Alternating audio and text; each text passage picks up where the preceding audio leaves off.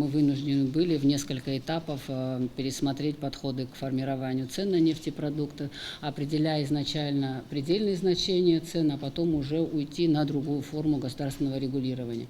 Как вы знаете, с начала года, значит, произошло динамичное увеличение цен, существенное по отношению даже к показателям 2021 года, в связи с чем участники рынка стали обращаться в правительство о пересмотре подходов к регулированию ценообразования для оперативного реагирования на цены, которые складываются в Российской Федерации. Как все знают, все поставки в Республику Абхазия нефтепродуктов осуществляются непосредственно из Российской Федерации. Соответственно, столь значительное изменение было обусловлено несколькими факторами, первое из которых – это изменение налогового законодательства в Российской Федерации, фактически вступившее в силу с января 2022 года. Следующее изменение было спровоцировано изменением международной обстановки, в том числе началом спецоперации на Украине, и, соответственно, дестабилизацией рынка нефтепродуктов непосредственно в самой Российской Федерации. Все эти изменения значительным образом повлияли на ценообразование в Республике Абхазия, в связи с чем правительство республики инициировало в марте, значит, принятие постановления правительства, определяющее новый механизм государственного регулирования цен на нефтепродукты. Таким образом, мы перешли от формы прямого установления предельного уровня цен на определенные виды топлива путем определения предельных надбавок для всех участников рынка. Аслан Георгиевич, как вы знаете, у нас, значит, рынок нефтепродуктов, значит, подразделяется по участникам рынка на несколько категорий. Это те, кто непосредственно осуществляют оптовые поставки нефтепродуктов крупным оптом. Соответственно, далее уже мелкие оптовые покупатели и розница. Соответственно, применяя новый механизм регулирования, мы определили предельные уровни надбавок, таким образом регулируя доходность компаний на минимальном уровне. Надо отметить, что когда принималось решение правительства, рынок нефтепродуктов, а именно биржевые индексы, достигали очень серьезных значений, и был период, когда у нас была информация о том, что цены на топливо могут превысить 100 рублей. Но в апреле месяце нам удалось избежать такой серьезной ситуации, и надо отдать должное, участники рынка в значительной степени повлияли на данный процесс путем сдерживания цен на минимальном уровне. Сейчас ситуация на рынке нефтепродуктов Российской Федерации меняется, но здесь я хочу сразу обратить внимание на то, что автоматически, зеркально, да, день в день изменение цен происходить не может в случае, если происходит изменение там, потому что топливо покупается оптом в определенном количестве, и наличие остатков нереализованной продукции имеет существенное значение при формировании цены непосредственно в рознице на стеле. Поэтому, я думаю, более детально участники рынка, каждый по своим поставкам, по своим направлениям, я думаю, обоснует то, что сейчас происходит на рынке нефтепродуктов. От себя хочу добавить, что по вашему поручению мы в различные уполномоченные органы Российской Федерации обращались. Вот. Вы знаете, что сейчас ведутся очень серьезные переговоры в этом направлении, и в данном вопросе существенное значение имеет определение источника компенсации выпадающих расходов российских поставщиков. Поэтому в данной ситуации на данный момент пока еще результата переговоров нет, но все в процессе, работа в этом направлении ведется. Конечно, мы бы хотели рассчитывать, что российские коллеги нас в этом вопросе поддержат. Сейчас в данный момент все находится в Минфине России.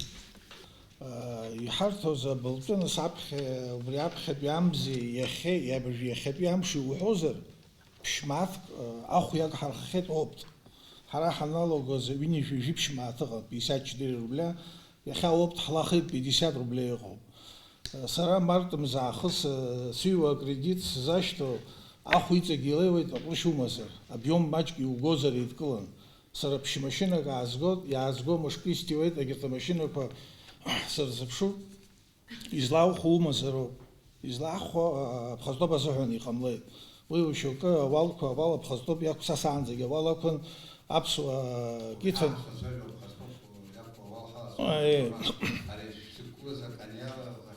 Хазугула за коля.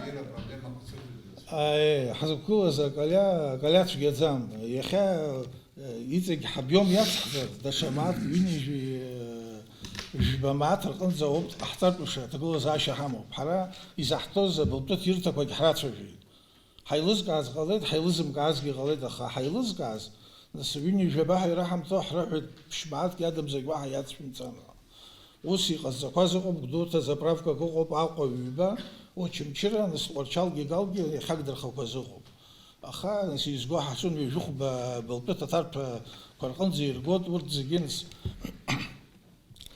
ياكو شحات خزوق ياكم شحات خزوق وبريقم نس يخا وسي قوب أخ نسحرا وس صدح ولا وارجن أبارت حنالو زود مزكي بجاكير وتشراش شو نسحرا يزاك حرخوي درجة حاون أخو ياكش درجة يقدر خون حرجيك حرخون درجة يقدر خو حرجيك حرخو برانزا هاي يخا هو بتحيا حموب ويني جبامات وي 92 بشيني جايب بنزين ديزل ما حدا شو ديزل تو وي شقت واحد يعني خيط اخذ جاكم خزيت كزت حري حالش زبريوم حالش ديزل وش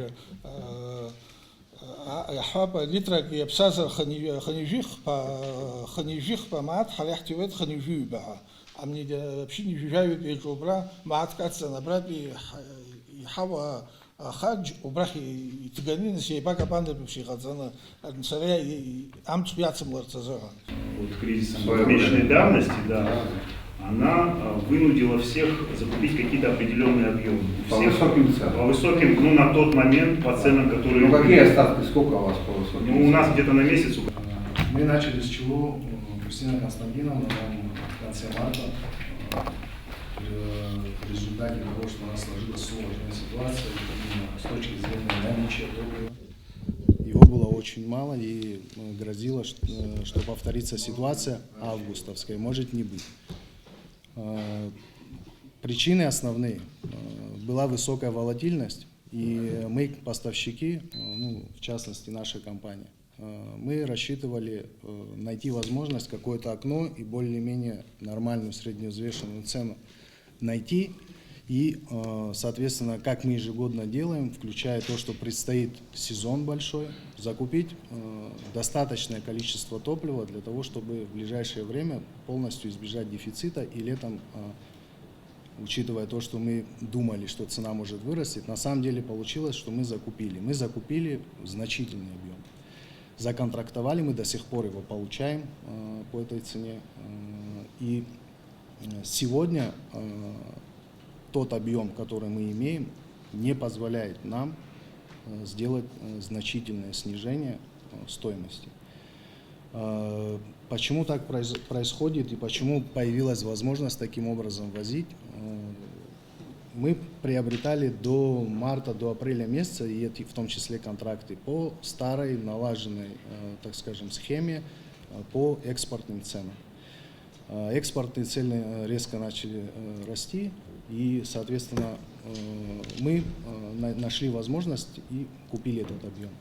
Но ситуация начала немного меняться ближе к концу апреля, приблизительно в начале мая. Видимо, общими усилиями для дружественных стран какой-то коридор появился. Мы возим автотранспортом, а это в любом случае, особенно в пик сезона, серьезные нагрузки, учитывая то, что будет происходить сейчас уже на границе, и то, что у нас аэропорты закрыты, и все остальное, в разы увеличится пропускная способность. Она не нагрузка на пункт пропуска, и логистика будет более длинной, соответственно, и более дорогой. Автомобиль все-таки удельный вес затрат, он выше, чем привозить вагонами, соответственно. Второй вопрос. Мы осуществляем, при такой схеме должны осуществлять поставки через вторичный рынок, так скажем. То есть какого-то решения, как вот Кристина Константиновна говорила, на бумаге официального относительно того, чтобы мы без демпфера по внутренним ценам получали, нет. Но та схема, которой сегодня наши коллеги пользуются, мы тоже другой вид топлива по такой схеме привозим, и мы не 95-й, он сейчас нас не столько волнует, все-таки там объемы меньше, мы по нему снижение осуществили на несколько рублей, потому что получилось, соответственно, купить. Она работает таким образом, что нам необходимо, ну, в двух словах, привести на нефтебазу, условно, то есть поставщик должен купить, наш поставщик купить на бирже, привести на нефтебазу, определенные затраты понести по сливу, хранению, впоследствии по наливу, по таможенному декларированию соответствующему, потом плюс транспорт и все остальное. И это, соответственно, тоже определенную цену свою накладывает и формирует. Но и тем не менее, как бы этот объем, небольшой объем, соответственно, по такой цене получить возможно. Но у него есть еще одно ограничение. Такого количества нефтебаз и объема на ближайших территориях, там в Краснодарском крае в основном, да, оттуда везут. Или чуть даже дальше. Для нас нет. То есть никто 5000 тонн по такой схеме нам не привезет. По причине еще и того, что на это будут больше обращать внимание регулирующие органы и остальные, которые отвечают за демпфер и за все, что с демпфером связано. Теперь, если я правильно понимаю, задачу по обеспечению топливом республики в принципе выполнена. Теперь вопрос ее цены, так, да? На сегодняшний день возьмем аналог дизельного топлива, да, где биржевая цена на сегодняшний день в связи с спросом на внутрироссийском рынке, она не падает. И сегодня даже поставки по внутрибиржевой цене на территорию Абхазии обходятся дороже, чем экспортный паритет. Это что касается дизельного? Это что касается дизельного топлива. С чем это связано? С тем, что профицита на дизельное топливо на внутрироссийском рынке нет. Нет. Также по 92-му бензину и другим видам, как только на внутрироссийском рынке будет образовываться некий дефицит топлива, также биржевая цена будет расти, и в какой-то степени она будет значительно, возможно, выше, чем то топливо, которое мы можем сюда привезти по экспортному паритету. Проработать с Минэнерго вопрос, связанный с тем, чтобы мы имели доступ ко вторичному рынку, я правильно понимаю, да? С тем, чтобы вы определили известных вам трейдеров, те, которые ставят задачу вернуть им НДС, как только мы будем знать их имена или названия этих компаний, если мы сочтем, что мы идем по такому пути, мы им попробуем помочь. И третий вопрос с подвижным составом. Антимонопольные правила, законодательство антимонопольное. Выработать следующие правовые принципы, как конфликт интересов, об этом очень много говорят. Этот механизм у нас не работает, а надо сделать так, чтобы он работал. Вот такие отрасли, они очень чувствительны. Тут должна быть хорошая, правильная конкуренция. И никакой монополии быть не должно. Да, конкуренция здоровая должна быть, правила должны быть открыты, но монопольных подходов к этой истории быть не должно. И наш бизнес в целом должен быть социально ответственным. Исходя из этого, мы принимаем и будем принимать активное участие в тех процессах, о которых вы говорите. Мы никогда не отказывались. И конкуренция действительно уже существует, и она приличная. И на самом деле мы уже подтягиваем друг друга. И вот, например, в рамках текущей ситуации мы, например, там, на 2 рубля держим ниже, допустим, чем позволяет нам постановление. Там кто-то еще, может быть, ниже будет держать. Как предыдущий оратор сказал, полностью поддерживаем. Мы вам подвластны. Где можем, чем можем, всегда будем поддерживать, содействовать.